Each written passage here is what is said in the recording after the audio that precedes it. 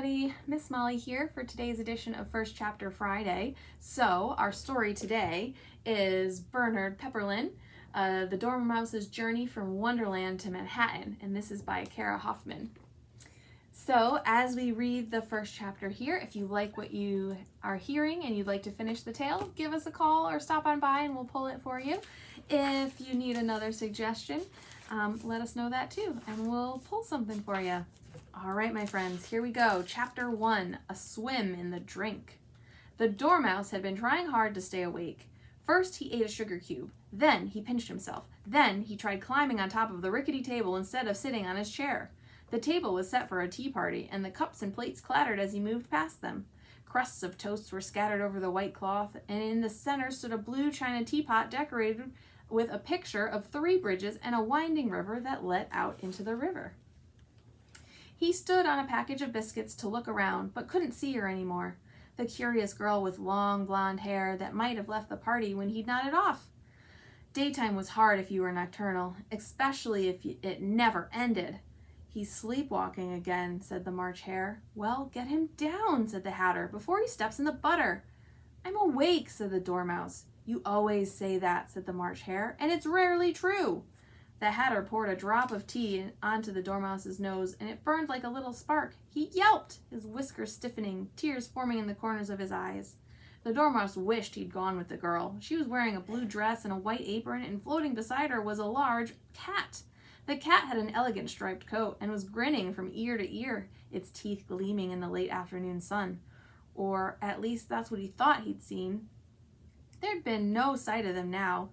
Cats rarely floated, so it might have been a dream.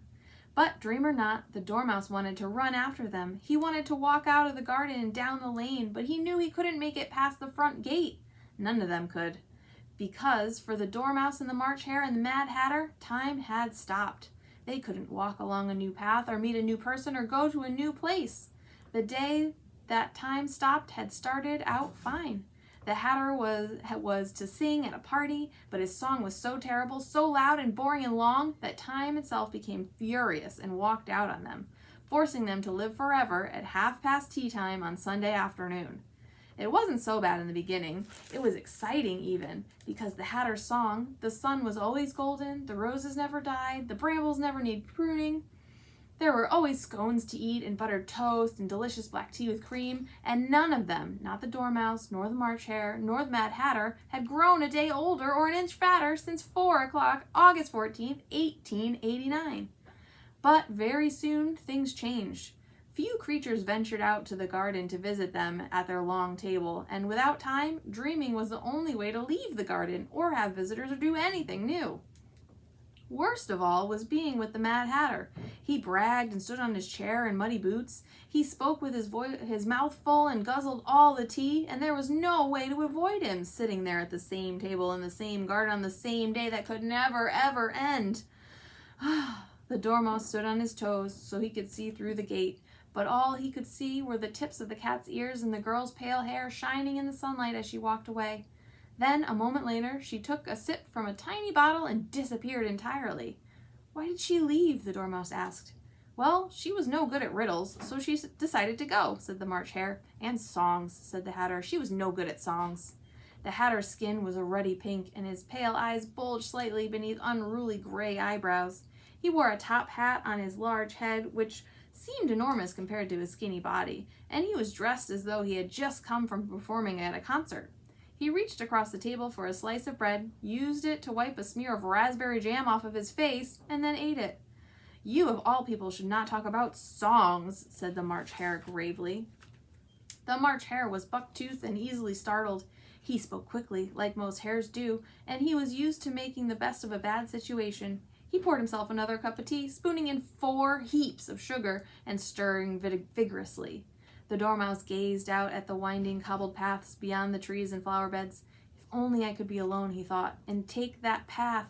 If only night could come and I could see the stars in the sky, watch the sunrise, and hear morning birds singing. If only I could swim in a river and hear a clock tick, or meet new people, or talk to other mice. I wish she would come back, the Dormouse said, thinking he should have tucked himself into the girl's pocket. The Mad Hatter ignored him. He was busy prying his watch apart with a butter knife and slathering butter in the gears. The March Hare sipped his tea. His hands trembled as he set the cup down, and it clattered against the saucer. Here's our picture.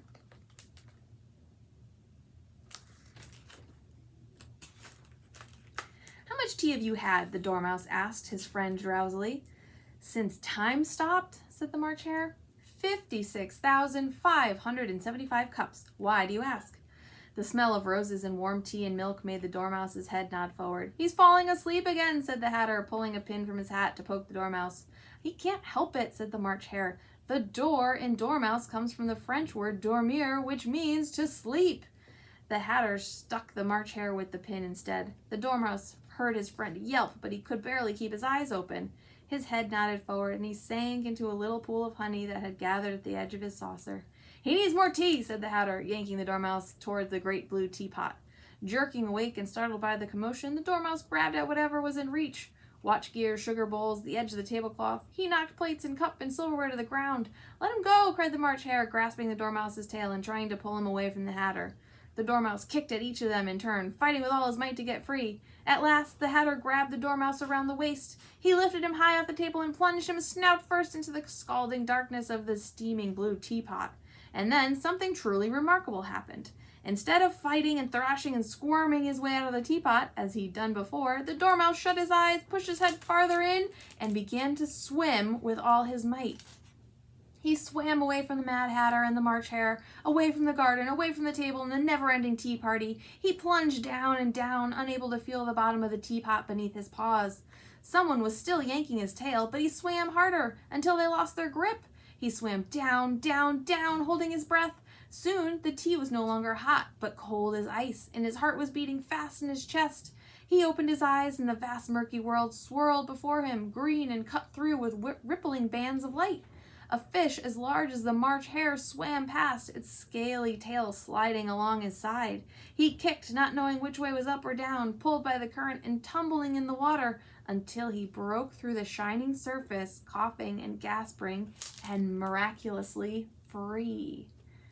So, if you liked that story, definitely come and check out the rest of the book so you can see what happens to our little Dormouse. All right, my friends, thanks so much, and I'll see you next time.